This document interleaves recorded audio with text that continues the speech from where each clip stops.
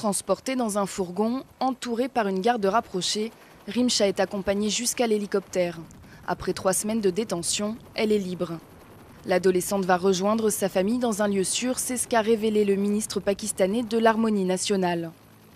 Âgée de 14 ans, la jeune chrétienne illettrée et attardée aurait brûlé des pages du Coran selon ses voisins.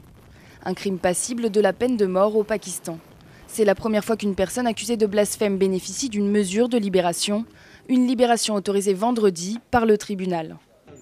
Maintenant, nous allons plaider l'innocence de l'accusé. Elle a été manipulée. Il ne reste plus aucune preuve de sa culpabilité. Le vrai coupable doit être interrogé et l'affaire doit être close. Le vrai coupable serait un imam arrêté la semaine dernière. Khalid Jadoun avait dénoncé Rimcha.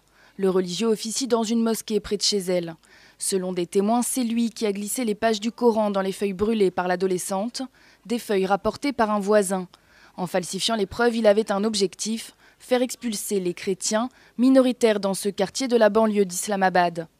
La libération de Rimcha n'annonce pas pour autant la fin de l'affaire. La justice doit se prononcer sur la culpabilité ou l'innocence de l'adolescente. L'enquête de police est toujours en cours. La prochaine audience devrait avoir lieu d'ici 3 à 4 mois. En attendant, la jeune fille doit rester au Pakistan.